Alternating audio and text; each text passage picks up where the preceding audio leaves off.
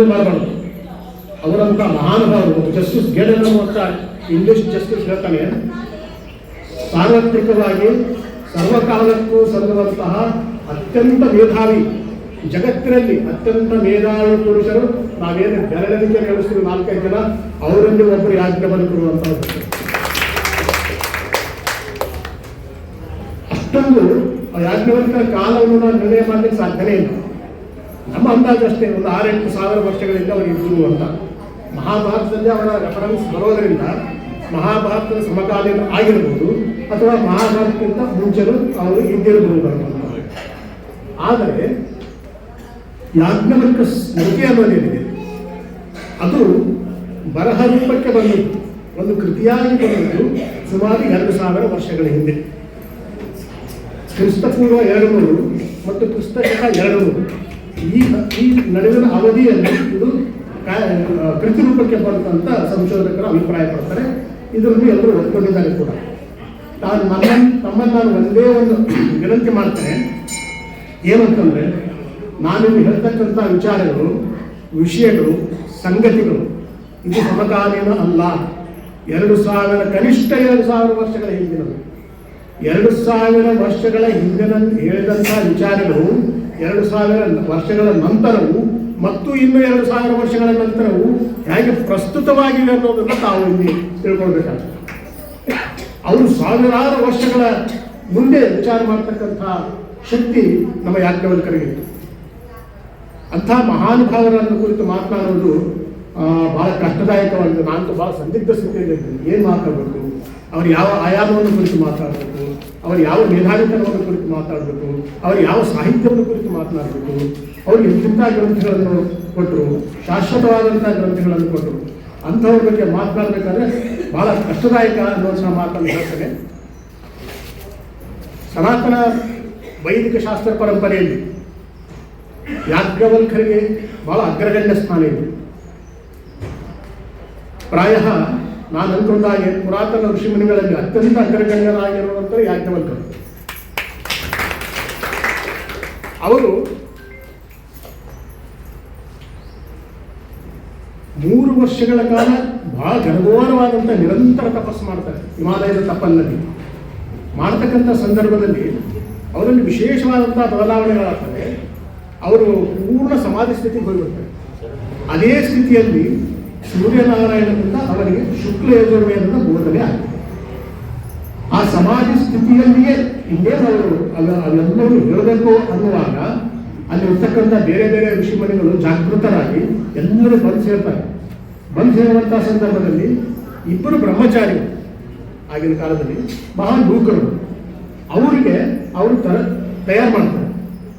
ಆ ಮಹಾಪುರುಷ ಏನು ಸಮಾಧಿ ಸ್ಥಿತಿಯಲ್ಲಿರುವ ಏನು ಹೇಳ್ತಾನೆ ಅದರಲ್ಲಿ ಬರ್ಕೊಳ್ಬೇಕು ಅನ್ನುವಂಥದ್ದು.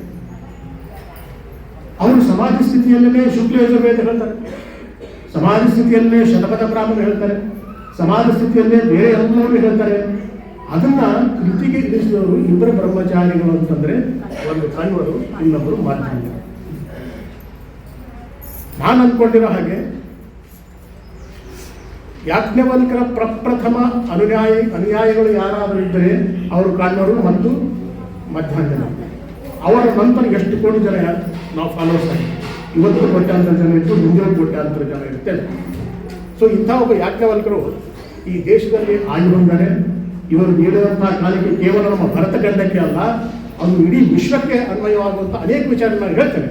ಭಾಳ ಆಶ್ಚರ್ಯಕರವಾದಂಥ, ಭಾಳ ದಂಗುಬಡಿಸುವಂಥ, ಭಾಳ ಕೌತುಕಕಾರಿಯಾದಂಥ ವಿಚಾರಗಳು, ಅದರಲ್ಲೂ ವಿಶೇಷವಾಗಿ ಈ ಮಾಡರ್ನ್ ಸೈನ್ಸ್ ಬಗ್ಗೆ, ಇವತ್ತೇನು ಆಧುನಿಕ ವಿಜ್ಞಾನ ಅಂತ ಕರಿತೇವೆ, ಆ ವಿಜ್ಞಾನಗಳ ಬಗ್ಗೆ ಅವರೇನು ಹೇಳಿದ್ದಾರೆ ಆಗಿನ ಕಾಲದಲ್ಲಿ ಅನ್ನುವಂಥದ್ದು ಸ್ವಲ್ಪ ನಾವು ಬ್ರೀಫ್ ಆಗಿ ನಾನು ಹೇಳಕ್ಕೆ ಇಷ್ಟಪಡ್ತೀನಿ.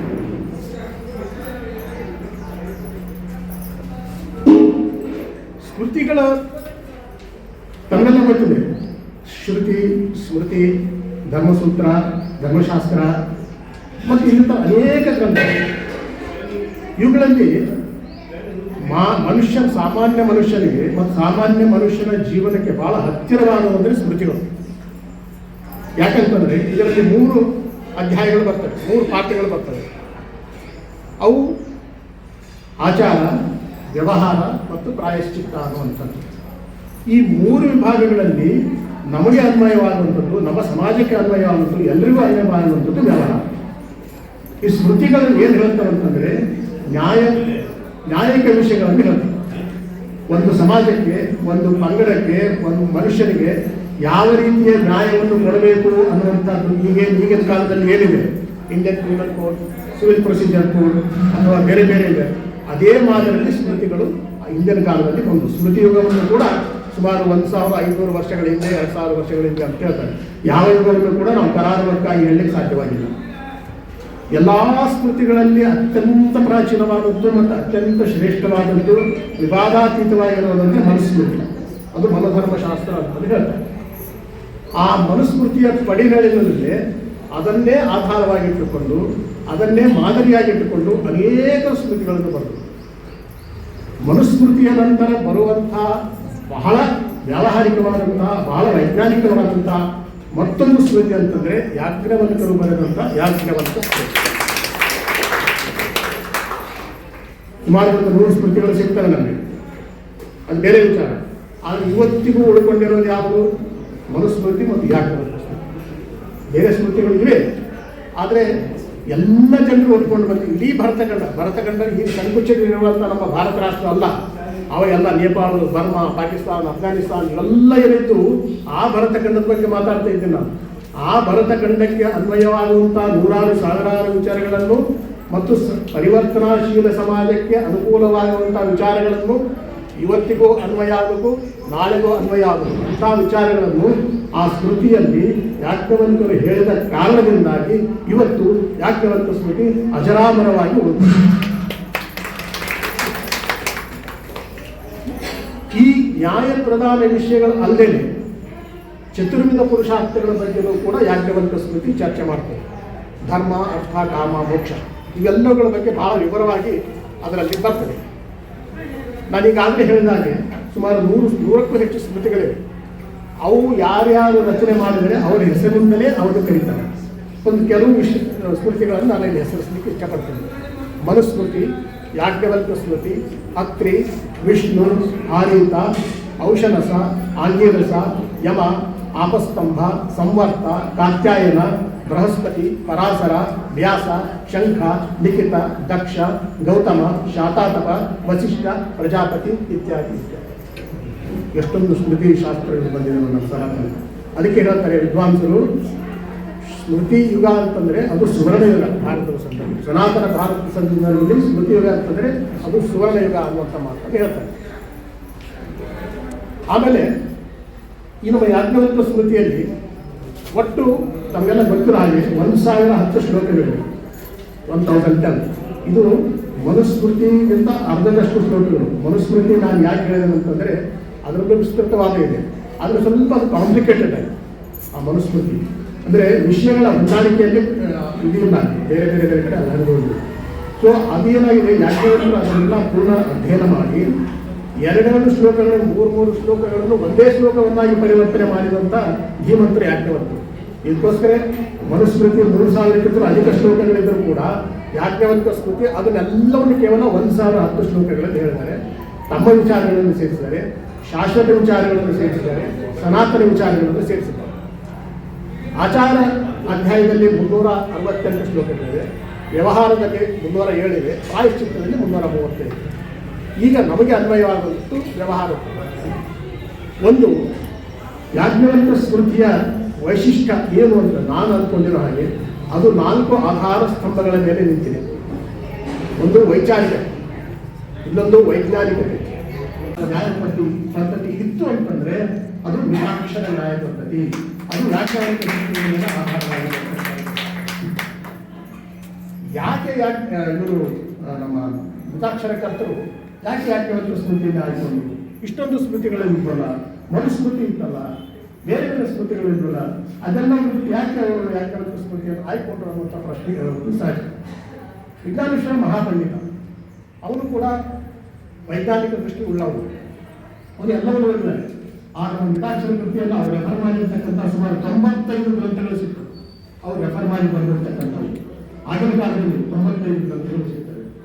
ಅದರಲ್ಲಿ ಅವರು ಯಾಜ್ಞವಲ್ಕ್ಯರು ಪ್ರಮುಖವಾಗಿ ಇಟ್ಟುಕೊಂಡರೂ ಕೂಡ ಆ ಸಂದರ್ಭ ಮತ್ತು ಕಾಲಕ್ಕೆ ತಕ್ಕಂತೆ ಬೇರೆ ಬೇರೆ ಶ್ರುತಿಗಳನ್ನು ಬೇರೆ ಬೇರೆ ಗ್ರಂಥಗಳನ್ನು ಉಲ್ಲೇಖಿಸಿ ಕೌಟಿಲ್ಯನ ಅರ್ಥಶಾಸ್ತ್ರವನ್ನು ಕೂಡ ಉಲ್ಲೇಖಿಸಿ ಈ ನಮ್ಮ ಸಮಾಜಕ್ಕೆ ಅಗತ್ಯವಾಗಿರುವಂತಹ ಕಾನೂನು ವ್ಯವಸ್ಥೆಯನ್ನು ರೂಪಿಸುವಲ್ಲಿ ಅತ್ಯಂತ ಪ್ರಧಾನವಾದ ಪಾತ್ರವನ್ನು ಮಿತಾಕ್ಷರ ಮಾಡ್ತಾರೆ.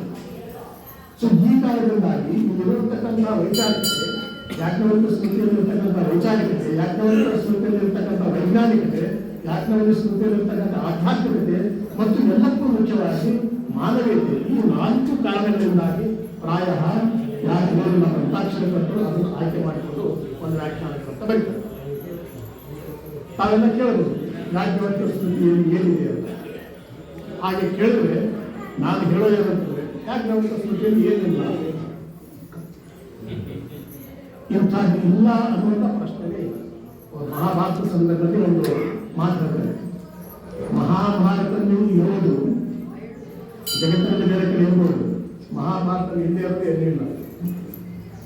ಹಾಗೆ ಯಾಜ್ಞವಲ್ಕ್ಯ ಸ್ಮೃತಿಯಲ್ಲಿ ಹಿಂದೆ ಇರೋ ವಿಷಯನೇ ಇಲ್ಲ. ಎಲ್ಲ ವಿಷಯಗಳನ್ನು ಅದು ಕವರ್ ಮಾಡ್ತದೆ. ಪ್ರಾಚೀನ ಯುಗ, ಮಧ್ಯಯುಗ ಮತ್ತು ಇಂದಿನ ಆರ್ವಾಚೀನ ಯುಗ, ಬಹುಶಃ ಮುಂದೆ ಬರತಕ್ಕಂಥ ಯುಗಗಳಿಗೂ ಅನ್ವಯವಾಗಿರುವಂತಹ ಅನೇಕ ವಿಚಾರಗಳು ಅದರಲ್ಲಿ ಪ್ರಾಸಂಗಿಕವಾಗಿ ಬರ್ತವೆ. ಕೆಲವು ವಿಚಾರಗಳನ್ನು ಅದರಲ್ಲಿ ಏನಿದೆ ಅನ್ನುವಂಥ ಮಾತನ್ನು ತಮಗೆ ಹೇಳ್ತಾರೆ. ಅದು ಸ್ವಲ್ಪ ವಿಸ್ತರಿಸ್ತೇನೆ ಮುಂದೆ ಕೆಲವು ವಿಷಯಗಳನ್ನು ಮಾಡ್ತಾರೆ. ಧರ್ಮದ ಮೂಲಗಳು, ಸೋರ್ಸಸ್ ಆಫ್ ರಿಲಿಜನ್, ಗರ್ಭಾಧಾನದಿಂದ ಹಿಡಿದು ವಿವಾಹದವರೆಗಿನ ಸಂಸ್ಕಾರಗಳು, ಷೋಡಶ ಸಂಸ್ಕಾರಗಳನ್ನು ನಾವು ಹೇಳ್ತೀವಿ. ಎಲ್ಲ ಸಂಸ್ಕಾರಗಳನ್ನು ವೈಜ್ಞಾನಿಕವಾಗಿ ಕೊಡ್ತಾರೆ. ಬ್ರಹ್ಮಚಾರ್ಯ ನಿತ್ಯ ಕರ್ಮಗಳು, ಬ್ರಹ್ಮಚಾರ್ಯ ಅಂತಂದ್ರೆ ತಪ್ಪು ಕಲ್ಪನೆ ಇದೆ ಬಹಳ ಜನರಲ್ಲಿ. ಮದುವೆ ಆಗದೆ ಇರೋರಿಗೆ ಬ್ರಹ್ಮಚಾರ್ಯ ಅಂತಾರೆ. ಅದಲ್ಲ, ಬ್ರಹ್ಮಚಾರ್ಯ ಅಂದರೆ ವಿದ್ಯಾರ್ಥಿ ಅಂತ ನಾವು ಅರ್ಥ ಮಾಡಬೇಕು. ಯಾವುದು ಕಲಿಕೆಯಲ್ಲಿದ್ದಾರೆ, ಯಾವುದು ಜ್ಞಾನಾರ್ಜನದಲ್ಲಿದೆ ಅವರು ಬ್ರಹ್ಮಚಾರಿ. ಆ ಬ್ರಹ್ಮಚಾರ್ಯ ನಿತ್ಯ ಕರ್ಮಗಳ ಬಗ್ಗೆ ಹೇಳ್ತಾರೆ. ಬ್ರಹ್ಮಚಾರಿಗೆ ನಿಷಿದ್ಧವಾದ ವಸ್ತುಗಳು, ವಿವಾಹ, ವಧುವರನ ಅರ್ಹತೆಗಳು, ವಧುವಿನ ಅರ್ಹತೆ ಹೇಳ್ತಾರೆ ಮತ್ತು ವರನ ಅರ್ಹತೆಗಳನ್ನು ಹೇಳ್ತಾರೆ. ಅಂದರೆ ಪರೋಕ್ಷವಾಗಿ ಕನ್ಯೆಗೆ ವರನನ್ನು ಆಯ್ಕೆ ಮಾಡುವಂತಹ ಸ್ವಾತಂತ್ರ್ಯವನ್ನು ಕೂಡ ಯಾಜ್ಞವಲ್ಕ್ಯರು ಕೊಟ್ಟಿದ್ದಾರೆ. ಆಗಿನ ಕಾಲದಲ್ಲಿ ಸಾವಿರಾರು ವರ್ಷಗಳಲ್ಲಿ, ಇವತ್ತಿನ ಹೇಳ್ತಾ ಇಲ್ಲ, ಅಂತಹ ಸ್ವಾತಂತ್ರ್ಯವನ್ನು ಕೊಟ್ಟಿದ್ದಾರೆ. ಆ ಸ್ವಾತಂತ್ರ್ಯ ಮಗಳ ಪರವಾಗಿ ಅವರ ತಂದೆ ತಾಯಿ ಅದನ್ನ ಜಾರಿ ಮಾಡಬೇಕು.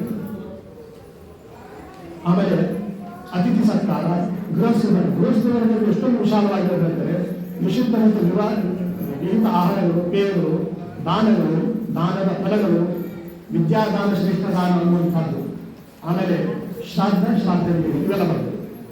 ರಾಜಧರ್ಮದಲ್ಲಿ ಅವರು ಹೇಳಿರುವಂತಹ ಮಾತುಗಳು ಸದಾ ಕಾಲಕ್ಕೂ, ಎಲ್ಲ ಸಮಾಜಕ್ಕೂ, ಎಲ್ಲ ಕಾಲಕ್ಕೂ, ಇಡೀ ವಿಶ್ವಕ್ಕೆ ಅನ್ವಯವಾಗುವಂತಹ ಮಾತನ್ನು ಅವರು ರಾಜಧರ್ಮದಲ್ಲಿ ಹೇಳ್ತಾರೆ. ರಾಜನ ಅರ್ಹತೆಗಳನ್ನು ಕೂಡ ಹೇಳ್ತಾರೆ, ನಾವೇ ಹೇಳ್ತೇವೆ. ಆಮೇಲೆ ಮಂತ್ರಿಗಳು, ಪುರೋಹಿತ, ರಾಜಶಾಸನಗಳು, ಪ್ರಜಾಪಾಲನೆ ಆದ್ಯ ಕರ್ತವ್ಯ, ಪ್ರಜಾಸುಖೇನ ಸುಖ, ಪ್ರಜಾಹಿತೇನ ಹಿತ ಅಂತ ಹೇಳ್ತಾರೆ. ಒಬ್ಬ ರಾಜನಾದವನಿಗೆ ಪ್ರಜೆಗಳ ಸುಖವೇ ಸುಖ, ಪ್ರಜೆಗಳ ಹಿತವೇ ಹಿತ. ರಾಜನಿಗೆ ವೈಯಕ್ತಿಕವಾದಂತಹ ಸುಖ ಇಲ್ಲ, ರಾಜನಿಗೆ ವೈಯಕ್ತಿಕವಾದಂತಹ ಹಿತ ಇಲ್ಲ ಅನ್ನುವಂತಹ ಮಾತನ್ನು ರಾಜಕಾಲಸ್ಯ ಕಾರಣವು ಯಥಾ ರಾಜ ತಥಾ ಪ್ರಜಾ ಎನ್ನುವಂತಹ ಏನು ಆ ಗಟ್ಟಿಯಾದಂತಹ ಕಾಲಗಳು, ರಾಜನೇ ಅಂತಿಮವಾದಂತಹ ಕಾಲ ಇದ್ದಾಗಲೂ ಕೂಡ ರಾಜನಿಗೆ ಇರಬೇಕಾದಂತಹ ಕಟ್ಟುನಿಟ್ಟಿನ ಅತ್ಯಂತ ಅರ್ಹತೆಗಳನ್ನು ಅವರು ಲಿಸ್ಟ್ ಮಾಡ್ತಾರೆ. ದಂಡದ ಶ್ರೇಣಿಗಳು, ಆಮದು ರಫ್ತು, ಎಕ್ಸ್ಪೋರ್ಟ್ ಅಂಡ್ ಇಂಪೋರ್ಟ್. ಇಲ್ಲೊಂದು ಮಾತನ್ನು ಹೇಳಕ್ಕೆ ಇಷ್ಟಪಡ್ತೇನೆ. ಈ 2000 ವರ್ಷಗಳೇನಿದೆ ಅಥವಾ ಅದಕ್ಕೂ ಹಿಂಚೆ ನಮ್ಮ ಭಾರತ ಹೇಗಿತ್ತು, ಭರತಖಂಡ ಹೇಗಿತ್ತು, ಭಾರತ ವರ್ಷ ಹೇಗಿತ್ತು, ಸಾಮಾಜಿಕ ಸ್ಥಿತಿಗತಿಗಳು ಹೇಗಿತ್ತು, ಆರ್ಥಿಕ ಸ್ಥಿತಿಗತಿಗಳು ಹೇಗಿತ್ತು, ವಾಣಿಜ್ಯ ವ್ಯಾಪಾರ ಹೇಗಿತ್ತು, ಟ್ಯಾಕ್ಸೇಷನ್ ಹೇಗಿತ್ತು, ವಂಚನೆ ಹೇಗಿತ್ತು, ಶಿಕ್ಷೆ ಹೇಗಿತ್ತು ಅನ್ನೋದನ್ನ ಸ್ವಲ್ಪ ಸ್ಥೂಲವಾಗಿ ತಿಳ್ಕೊಂಡಿರ್ತಾರೆ. ಯಾಜ್ಞವಲ್ಕ್ಯ ಸ್ಮೃತಿ ಓದ್ಬಿಟ್ರೆ ಸರ್ ನಾವೇನು ಭಾರತ ಅಧ್ಯಯನ ಮಾಡಬೇಕಾದ ಅವಶ್ಯಕತೆ ಇಲ್ಲ. ಅಷ್ಟೊಂದು ಸಾಂಕೇತಿಕವಾಗಿ, ಸ್ಥೂಲವಾಗಿ ಅಷ್ಟೊಂದು ವಿಚಾರಗಳು ಅದರಲ್ಲಿ ಬರ್ತದೆ. ಸೊ ಅದು ಒಂದು ಪೂರಕವಾದಂಥ ಅಂಶ. ಆಮೇಲೆ ವ್ಯಾಪಾರಿಗಳ ಲಾಭಾಂಶದ ಮೇಲೆ ನಿರ್ಧಾರ ಇವತ್ತಿಲ್ಲ. ಲಾಭಾಂಶ ಎಷ್ಟಾದರೂ ಮಾಡ್ಬೋದು, 100 ಲಾಭ ಹೊಡಿಬೋದು. ಯಾಜ್ಞವಲ್ಕ್ಯ ಅದು ಹೇಳೋದಿಲ್ಲ, 10% ಜಾಸ್ತಿ ಲಾಭ ಮಾಡಬಾರ್ದು ವ್ಯಾಪಾರ.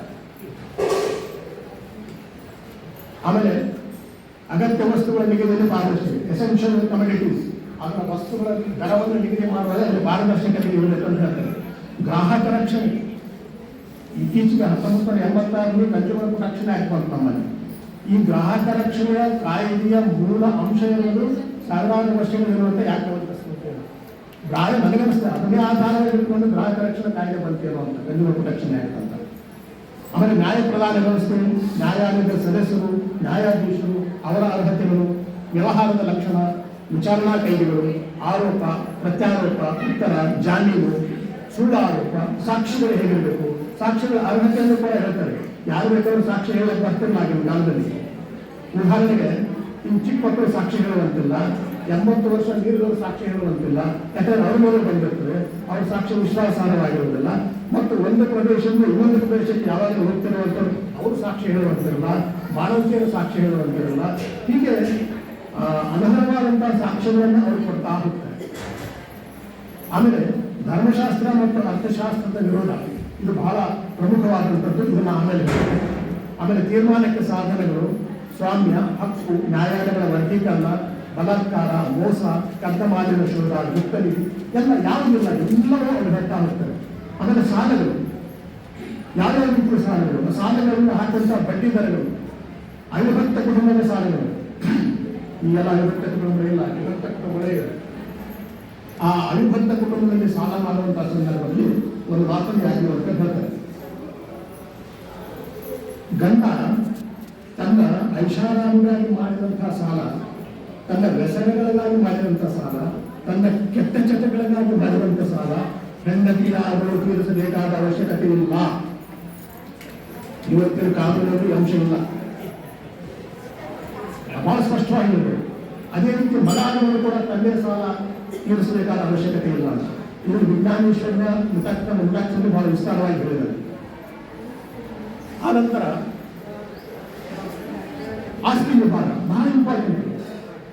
ಪ್ರಾಪರ್ಟಿ ಡಿವಿಷನ್ ಇನ್ಹೆರಿಟೆನ್ಸ್, ವೃತ್ತಾಂತದ ಆಸ್ತಿ. ನಾನು ಹೇಳ್ತೇನೆ, ಇವತ್ತು ಏನಿದೆ ಹೈಯರ್ ಜುಡಿಷಿಯರಿ, ಹೈಕೋರ್ಟ್ಗಳು ಮತ್ತು ಸುಪ್ರೀಂ ಕೋರ್ಟ್, ಈ ಸಾವಿರಾರು ವರ್ಷಗಳ ಹಿಂದೆ ನೀಡಿದಂತಹ ಆಸ್ತಿ ವಿಭಜನೆ ವಿವರಗಳು ಬಹಳ ಸೂಕ್ಷ್ಮವಾಗಿರುವುದು. ನೂರಾರು ಸಂಬಂಧಗಳಿರ್ತವೆ. ಯಾರಿಗೆ ಯಾವ ಆಸ್ತಿ ಹೋಗಬೇಕು, ಎಷ್ಟು ಹೋಗಬೇಕು, ಮಗಳಿಗೆ ಎಷ್ಟು, ಮನೆಗೆ ಎಷ್ಟು, ಮೊಮ್ಮಕ್ಕಳು ಬೇರೆ ಬೇರೆ ಇದ್ದಾರೆ. ಇಂಥ ಸಂದರ್ಭದಲ್ಲಿ ಅವರು ಹಾಕಿಕೊಟ್ಟಂತಹ ಏನು ಆಸ್ತಿ ವಿಭಜನೆ ಗೈಡ್ಲೈನ್ಸ್ ಏನಿದೆ, ರೂಲ್ಸ್ ಏನಿದೆ, ಇವತ್ತಿಗೂ ಕೂಡ ಹೈಕೋರ್ಟ್ಗಳು ಮತ್ತು ಸುಪ್ರೀಂ ಕೋರ್ಟ್ಗಳು ಮಿತಾಕ್ಷರ ನಾಟೆ ಲಾ. ಇವತ್ತು ನಮ್ಮ ಭಾರತ ದೇಶದ ಮಿತಾಕ್ಷರ ಕಾನೂನು ಆಗಿ ಇರುವುದಿಲ್ಲ. ಆದಾಗ್ಯೂ ಕೂಡ ಸುಪ್ರೀಂ ಕೋರ್ಟ್ ಇವತ್ತು ಈ 4-5 ತಿಂಗಳ ಜಡ್ಜ್ಮೆಂಟ್ ಒಂದು ಡೈವರ್ಸ್ ಕೇಸ್ನಲ್ಲಿ ಅವ್ರ ಗಂಡನ ಮನೆಯವರು ಆಕೆ ಮೇಲೆ ಒಂದು ಕೇಸ್ ಹಾಕಿ, ಸಪ್ರೇಟ್ ಕೇಸ್ ಹಾಕಿ, ಅವರ ಮದುವೆಯಲ್ಲಿ ಹಾಕಿದಂಥ ಎಲ್ಲ ಒಡೆಗಳನ್ನು ತಂದೆ ಕೊಡಬೇಕಂತ ಗಂಡನ ಮನೆಯವರು ಕೇಸ್ ಹಾಕಿ. ಅದಕ್ಕೆ ಸುಪ್ರೀಂ ಕೋರ್ಟ್ ಹೇಳಿದ್ರು, ಎಲ್ಲ ವಿಚಾರಣೆ ಆದಮೇಲೆ ಅದು ಕೊಡಲಿಕ್ಕೆ ಸಾಧ್ಯ ಇಲ್ಲ, ಅದು ಅವರಿಗೆ ಸೇರಿದ್ದು, ಅದು ಸ್ತ್ರೀಧನ ಅನ್ನುವಂಥದ್ದನ್ನು ಉಲ್ಲೇಖ ಮಾಡಿದ್ದಾರೆ. ಸ್ತ್ರೀಧನದ ವ್ಯಾಪಕ ಉಲ್ಲೇಖ ಬರುವುದು ವ್ಯಾಖ್ಯಾನಗಳ ಸ್ಥಿತಿ. ಆಗ ಆ ಸ್ತ್ರೀಧನದ ಬಗ್ಗೆ ವಿಸ್ತಾರವಾಗಿ ಬಹಳಷ್ಟು ಮಹಿಳೆಯರು ಮತ್ತು ಮಾತೆಯರು ಕುಳಿತಿದ್ದೀರಿ. ನಾನು ಆಮೇಲೆ ಬರ್ತೇನೆ. ಅದನ್ನು ಕೆಮಿಸ್ಟ್ರಿ, ಬಯಾಲಜಿ, ಮ್ಯಾಥಮೆಟಿಕ್ಸು ಇವಿಷ್ಟು ವಿಜ್ಞಾನ ಅಲ್ಲ. ಇಂದ್ರಿಯ ಗ್ರಾಹ್ಯವಾದಂತಹ ವಿಷಯಗಳಷ್ಟೇ ವಿಜ್ಞಾನಗಳಲ್ಲ. ಇಂದ್ರಿಯಾತೀತವಾದಂತಹ ವಿಷಯಗಳು, ಎಷ್ಟೋ ವಿಷಯಗಳು ಅರಿವಿಗೆ ಬರ್ತವೆ. ಯಾವಾಗ ತಾವು ಮೆಡಿಟೇಷನ್ ಮಾಡಿದಾಗ, ತಾವು ತಪಸ್ಸು ಮಾಡಿದಾಗ, ತಾವು ಅದರಿಂದ ಸಾಧನೆ ಮಾಡಿಕೊಂಡಾಗ, ಸಮಾಧಿ ಸ್ಥಿತಿ ನೋಡಿದಾಗ ಅವೆಲ್ಲ ಬರ್ತವೆ. ಅದರಲ್ಲಿ ಬಹಳಷ್ಟು ನಂಬಿಕೆ ಇಟ್ಟಿದೆ ನಮ್ಮ ಸನಾತನ ಭಾರತ. ಅಂಥ ವಿಚಾರಗಳು ಅವರಲ್ಲಿರ್ತಕ್ಕಂಥ ಯೋಗಿಕ ಶಕ್ತಿ ಯಾರು ಅಡ್ವೆಂಚರ್ಲಿತ್ತು, ಅದಕ್ಕೆ ಅವರು ಯೋಗಶಾಸ್ತ್ರದಲ್ಲೂ ಬಹಳ ಕಡಿಮರಾಗಿದ್ದರು. ಅದು ಬಹಳ ಪಾತ್ ಬ್ರೇಕಿಂಗ್ ಯೋಗಿ ಆಗಿದ್ದರು ಅವರು. ಇವತ್ತಿಗೂ ಕೂಡ ಯೋಗ್ಯ, ಅದಕ್ಕೆ ಯೋಗೀಶ್ವರ ಯಾಜ್ಞವಲ್ಕ್ಯ ಅಂತ ಹೇಳ್ತಾರೆ ಯಾರು.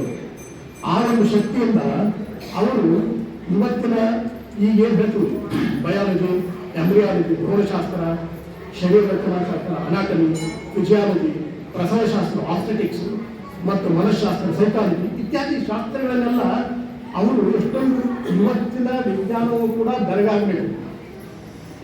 ಇವು ನಾನು ಉದಾಸೀನ ಮಾತಲ್ಲ, ನನಗೆ ಅತ್ಯಾಶ್ಚರ್ಯಕರವಾಗಿ ಕಂಡಂತ ವಿಷಯಗಳು ಅಂತಂದ್ರೆ ಇದೇ.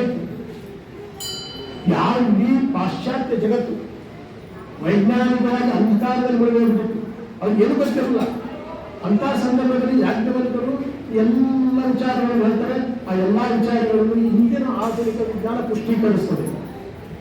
ಈ ಹಾಗೆ ನಮ್ಮಲ್ಲಿ ಕುತೂಹಲ, ಕೌತುಕತೆ ಮತ್ತು ಮುಗ್ಧತೆ ಇವು ಇತ್ತು ಇವೆಲ್ಲ ತಿಳ್ಕೊಂಡು ಇವು ದುರದೃಷ್ಟವಶಾತ್ ಯಾರು ಇಲ್ಲಿ ವಿದ್ಯಾರ್ಥಿಗಳಾಗಿ ಯುವಕರಾಗಿರಲಿಲ್ಲ. ನಾನು ಮಾತನಾಡುವಂಥ ಅನೇಕ ಸಂದರ್ಭಗಳಲ್ಲಿ ಇದೆ. ನನ್ನ ತಾಯಂದಿರಲ್ಲಿ ಮತ್ತು ನಮ್ಮ ಮಹಿಳೆಯರು ವಿಶೇಷ ನನ್ನ ಮನವಿ, ತಾವು ತಮ್ಮ ಮಕ್ಕಳು ಮೊಮ್ಮಕ್ಕಳಿಗೆ ಇಂಥ ವಿಚಾರಗಳನ್ನು ಕೇಳಲಿಕ್ಕೆ ತಾವು ಪ್ರೋತ್ಸಾಹ ಕೊಡಬೇಕಾಗ್ತದೆ. ಅದು ಯಾವುದಾದ್ರೂ ಒಬ್ಬ ವಿದ್ಯಾರ್ಥಿ ನಾ ಪ್ರವಚನ ಕೇಳ್ತೀನಿ ಅಂತ ಹೋದರೆ ಆ ತಂದೆ ತಾಯಿ ಬೈತಾರೆ, ಹುಡುಕ ಇದೆ ಪ್ರವಚನ ಕೇಳಕ್ಕೆ ಆಗೋಗ್ತೀನಿ, ಸುಮ್ಮನೆ ಓದ್ಕತೀವಿ ಅಂತ. ಪ್ರವಚನ, ಪುರಾಣ, ಸನಾತನ ಶಾಸ್ತ್ರ, ವೈರಾಗ್ಯ ಇವು ಎಲ್ಲ ಕಾಲಕ್ಕೂ ಸಂಗ್ರಹಿಸಿದವರು. ಈಗ ನಾನು ಭಾಗವತ ಪುರಾಣ ಕೇಳಕ್ಕೆ ಹೋದಾಗ ಕೂತಿರ್ತಕ್ಕಂಥವ್ರು 80% ಬಂದು ತಲೆಬರಗಾಗರು ರಿಟೈರ್ ಆದರು. ಅವ್ರಿಗೆ ಏನು ಹೇಳ್ತಿದ್ರು, ಏನು ಹೇಳಕ್ಕೆ ಸಾಧ್ಯತೆ? ಅದೇ ವಿಚಾರಗಳಲ್ಲಿ ನಮ್ಮ ಯುವಕರಿಗೆ, ನಮ್ಮ ವಿದ್ಯಾರ್ಥಿಗಳಿಗೆ ಹೇಳಿದ್ರೆ ಒಂದು 100 ವಿದ್ಯಾರ್ಥಿಗಳಲ್ಲಿ ಒಂದು 4 ವಿದ್ಯಾರ್ಥಿಗಳ ವಿಚಾರಗಳನ್ನು ತಿಳ್ಕೊಂಡ್ರೆ ಸಾಕು, ನಮ್ಮ ಭಾರತ ಕೆಲವೇ ದಶಕಗಳಲ್ಲಿ ವಿಶ್ವಗುರು ಆಗಿದೆ. ಇಷ್ಟೇ, ಅಷ್ಟೊಂದು ವೈಚಾರಿಕತೆ ನಮ್ಮಲ್ಲಿದೆ. ಆಮೇಲೆ ಯಾಜ್ಞವಲ್ಕ್ಯ ಹೇಳ್ತಾರೆ, ಪ್ರಥಮಶಾಸ್ತ್ರದ ಸಂದರ್ಭದಲ್ಲಿ ಒಂದು ಮಗು ಹೇಗೆ ತಾಯಿಯ ಗರ್ಭದಲ್ಲಿ ಸೃಷ್ಟಿಯಾಗ್ತದೆ, ತಾಯಿಯ ಗರ್ಭವನ್ನು ಹೇಗೆ ಸೃಷ್ಟಿಯಾಗ್ತದೆ